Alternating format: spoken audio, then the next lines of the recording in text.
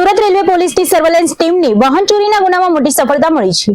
Railway સ્ટેશનની parcel office પાસેથી બાઇકની ચોરી કરનાર 3 રીઢા તસ્કરોને પોલીસે દબોચી લીધા છે। પકડાયેલા આરોપીઓ પાસેથી પોલીસે ચોરીની 2 કિંમતી બાઇકો રિકવર કરી છે।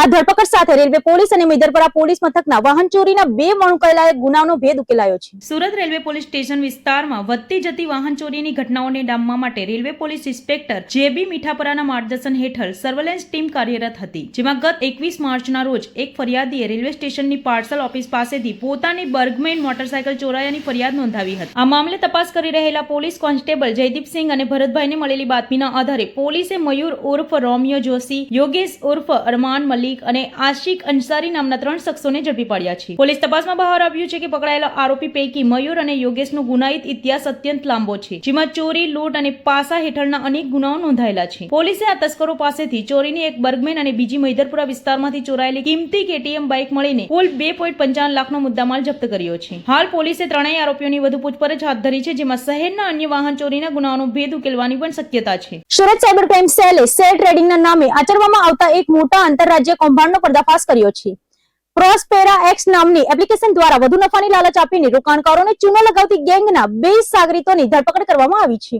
સુરતથી દિલ્હી સુધી ફેલાયેલા આ કૌભાંડમાં અત્યાર સુધીમાં 1.12 કરોડથી વધુના શંકાસ્પદ વ્યવહારો મળી આવ્યા છે। સુરતમાં શેર બજારમાં રોકાણના નામે છેતરપિંડીના કિસ્સાઓ સતત વધી રહ્યા છે, ત્યારે સાયબર ક્રાઇમ પોલીસે ટેકનિકલ એનાલિસિસના આધારે પ્રફુલભાઈ અને રાજેશ રૂડાણી નામના 2 મિત્રોની ધરપકડ કરી છે। આ ઠગબાજો પ્રોસ્પેરા એક્સ નામની ટ્રેડિંગ એપ દ્વારા લોકોને રોકાણ કરવા લલચાવતા હતા। સુરતના જ એક વ્યક્તિએ આ એપમાં વિશ્વાસ મૂકીને 14.55 લાખ રૂપિયા ગુમાવ્યા હતા। જ્યારે ભોગ બનનાર પોતાની રકમ ઉપાડવા ગયા ત્યારે છેતરપિંડી થઈ હોવાનો અહેસાસ થયો હતો। પોલીસ તપાસમાં ચોંકાવનારો ખુલાસો થયો છે કે આરોપી રાજેશ રૂડાણીએ પોતાના મિત્ર પ્રફુલના નામે લેયર 1 બેંક એકાઉન્ટ ખોલાવ્યું હતું, જેમાંથી 1.12 કરોડ રૂપિયાના શંકાસ્પદ વ્યવહારો મળી આવ્યા છે। આ એકાઉન્ટ વિરુદ્ધ દેશભરમાં 14 જેટલી ફરિયાદો નોંધાયેલી છે। આરોપીઓ દરેક ટ્રાન્ઝેક્શન પર 2% કમિશન મેળવીને આ આખા નેટવર્કને સુરતથી દિલ્હી સુધી ચલાવતા હતા। સાયબર સેલે નાગરિકોને ચેતવણી આપી છે કે સોશિયલ મીડિયા પર મળતી વધુ નફાની લાલચ આપતી ટિપ્સ અને અજાણી એપ્લિકેશનોથી દૂર રહેવું। સુરતની અમરોલી પોલીસે અંજની કેનાલ પાસે ધમધમતા એક ગેરકાયદેસર પેટ્રોલ પંપનો પર્દાફાશ કર્યો છે।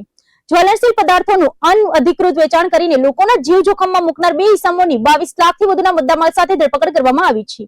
સસ્તા ભાવે ઓછી ગુણવત્તાવાળું ડીઝલ વેચવાનું આ કૌભાંડ પોલીસ કમિશનરની સૂચના બાદ હાથ ધરાયેલા ખાસ સર્વેલન્સ ઓપરેશનમાં ઝડપાયું છે। સુરત શહેર પોલીસ કમિશનર અનુપમસિંહ ગેહલોતની સૂચના અનુસાર શહેરમાં બાયોડીઝલ અને પેટ્રોલિયમ પદાર્થોના ગેરકાયદેસર વેચાણ વિરુદ્ધ કડક ઝુંબેશ શરૂ કરવામાં આવી છે, જે અંતર્ગત અમરોલી પોલીસની સર્વેલન્સ ટીમને ચોક્કસ બાતમી મળી હતી કે અમરોલીથી વેલેન્જા તરફ જતા રોડ પર અંજની ઇન્ડસ્ટ્રીયલ કેનાલ પાસે આવેલા જય દ્વારકાધીશ ટી સ્ટોલની બાજુમાં કોઈ પણ મંજૂરી વિના પેટ્રોલ પંપ ઉભો કરી દેવામાં આવ્યો છે। પોલીસ ઇન્સ્પેક્ટર જેબી વનાર અને ડીકે પટેલના માર્ગદર્શન હેઠળ સર્વેલન્સ સ્ટાફે દરોડા પાડતા અહીંથી 2 ઇસમો ઝડપાઈ ગયા હતા। આ શખ્સો સસ્તા ભાવે ઓછી ગુણવત્તાવાળું અને જોખમી ડીઝલ વેચવાનું નેટવર્ક ચલાવતા હતા। પોલીસે સ્થળ પરથી ડીઝલનો જથ્થો, મશીનરી અને અન્ય સાધનો મળીને કુલ 22,69,600 રૂપિયાનો મુદ્દામાલ જપ્ત કર્યો છે। રહેણાંક અને ઇન્ડસ્ટ્રીયલ વિસ્તારની નજીક આ પ્રકારે જ્વલનશીલ પદાર્થોનું વેચાણ મોટી દુર્ઘટનાને આમંત્રણ આપી શકતું હતું, પરંતુ પોલીસે સમયસર કાર્યવાહી કરીને આ ગેરકાયદેસર પ્રવૃત્તિ પર બ્રેક લગાવી દીધી છે। સુરત રેલવે સ્ટેશન વિસ્તારમાં નશાના કારોબાર વિરુદ્ધ રેલવે એસઓજીએ મોટી સફળતા મેળવી છે। સ્ટેશનની સ્પીડ પાર્સલ ઓફિસ પાસે શંકાસ્પદ હાલતમાં જઈ રહેલા એક ઇસમને આંતરીને તેની પાસેથી 8 કિલોથી વધુના ગાંજાનો જથ્થો ઝડપી પાડવામાં આવ્યો છે।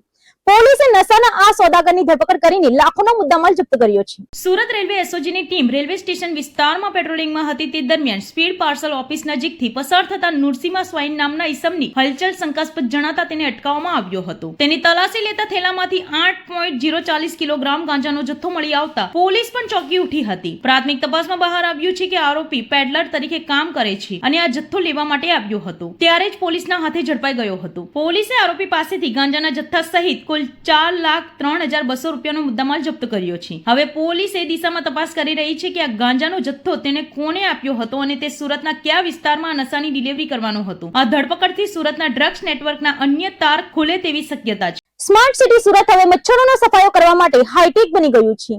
શહેરમાં મચ્છરોના ઉપદ્રવને ડામવા માટે સુરત મહાનગરપાલિકાએ ડ્રોન ટેકનોલોજીનો ઉપયોગ શરૂ કર્યો છે। પાયલોટ પ્રોજેક્ટની સફળતા બાદ હવે પાલિકા 180 ચોરસ કિલોમીટર વિસ્તારમાં ડ્રોન દ્વારા મચ્છરોનું લોકેશન ટ્રેસ કરીને દવા છાંટવાની કામગીરીને વ્યાપક બનાવવા જઈ રહી છે। સુરત મહાનગરપાલિકાના આરોગ્ય વિભાગ દ્વારા મચ્છર નિયંત્રણ માટે શરૂ કરવામાં આવેલો ડ્રોન પ્રોજેક્ટ હવે બીજા તબક્કામાં પ્રવેશવા જઈ રહ્યો છે. અત્યાર સુધી 150 ચોરસ કિલોમીટર વિસ્તારમાં આધુનિક રીતે મચ્છર શોધવાની કામગીરી કરવામાં આવતી હતી, પરંતુ તેની સફળતાને જોતા હવે તંત્રએ આ વિસ્તારમાં 30% વધારો કરીને 180 ચોરસ કિલોમીટર સુધી વિસ્તારવાની તૈયારી કરી છે. ખાસ કરીને ઉધના, લિંબાયત અને વરાછા જેવા વિસ્તારોમાં 70%થી વધુ ખાડી વિસ્તારોને ડ્રોન દ્વારા આવરી લેવામાં આવ્યા છે. જ્યાં માણસોનું પહોંચવું મુશ્કેલી હોય છે, ત્યાં આ પ્રોજેક્ટ હેઠળ ડ્રોન દ્વારા મચ્છરોના સંવર્ધન સ્થાનો સુધી ત્યાં દવા છાંટવામાં આવે છે. હાલમાં આ પ્રોજેક્ટનો ટેન્ડર પીરિયડ પૂર્ણ થયા હોવાથી મનપાએ તમામ ઝોન પાસેથી સર્વે રિપોર્ટ મંગાવ્યા છે અને નવી વ્યૂહરચના તૈયાર કરી છે. પાલિકાના આ આધુનિક અભિગમથી આગામી દિવસોમાં મચ્છરજન્ય રોગચાળા પર વધુ અસરકારક રીતે કાબુ મેળવી શકાશે તેવી આશા સેવાઈ રહી છે. વર્ષ 2025-26માં આપણે બીપીડીસી વિભાગ, આરોગ્ય વિભાગનું સબ ડિવિઝન, એમના દ્વારા મચ્છરોના બ્રીડિંગ સ્પોટ શોધવા માટે આપણે ડ્રોનનો ઉપયોગ કરેલ છે. એ AI/ML બેઝ ટેકનોલોજી છે અને આ ટેકનોલોજીના ઉપયોગથી આપણે જ્યાં જ્યાં વોટર લોગિંગ સ્પોટ્સ હશે, જેનાથી આપણા આખા સુરત શહેરમાં મોસ્કીટોના બ્રીડિંગ થઈ શકે અને મોસ્કીટોનું ન્યુસન્સ થઈ શકે, તેને અટકાવવા માટે ડ્રોન દ્વારા આ સ્પોટ શોધવામાં આવે છે. એ એવા સ્પોટ છે જેમ કે ખાડી કિનારા, ઊંચી ઊંચી કન્સ્ટ્રક્શન સાઇટ, તે સિવાય જ્યાં માનવ બળથી પહોંચી ન વળાય તેવી જગ્યાઓ, એ જગ્યાઓ પર આપણે બ્રીડિંગ સ્પોટ શોધીએ છીએ, વોટર લોગિંગ સ્પોટ શોધીએ છીએ અને ત્યાં ડ્રોન દ્વારા આપણે સ્પ્રેઇંગ કરાવીએ છીએ ઇન્સેક્ટિસાઇડનું. અને જંતુનાશક દવાના સ્પ્રેઇંગ પછી આપણે એમાં ફરીથી લાર્વલ ડેન્સિટી ચેક કરીએ છીએ કે જેથી કરીને બ્રીડિંગનો નાશ થયો છે કે નહીં તે પણ ચેક કરી શકાય.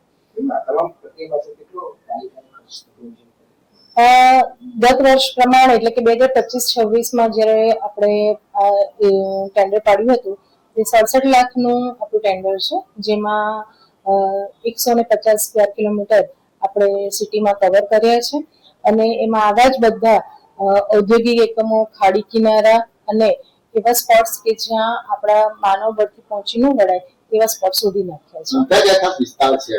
એવા ખાસ વિસ્તારોમાં ઔદ્યોગિક એકમો, Udhna zone, Limbayat zone, Varachha zone, તે સાથે સાથે ખેતરો જેવા કે જે ખેતરોમાં ભાતના ખેતરોમાં જ્યાં પાણી ખાસા દિવસ સુધી ભરાવી રાખવામાં આવે છે તેવા વિસ્તારો, પાલ ભાઠાનો એ વિસ્તાર છે તે, વેસ્ટ ઝોનના જહાંગીરપુરા સાઈડના વિસ્તારો, એ વિસ્તારોમાં આપણે ત્યાં કામગીરી કરવામાં આવેલ છે અને ત્યાં ડ્રોન દ્વારા ઇન્સેક્ટિસાઇડનો સ્પ્રેઇંગ પણ કરવામાં આવેલ છે, જેથી કરીને એ લાર્વા જે છે તે મરી જાય પરંતુ પાકને કોઈ નુકસાન થતું નથી.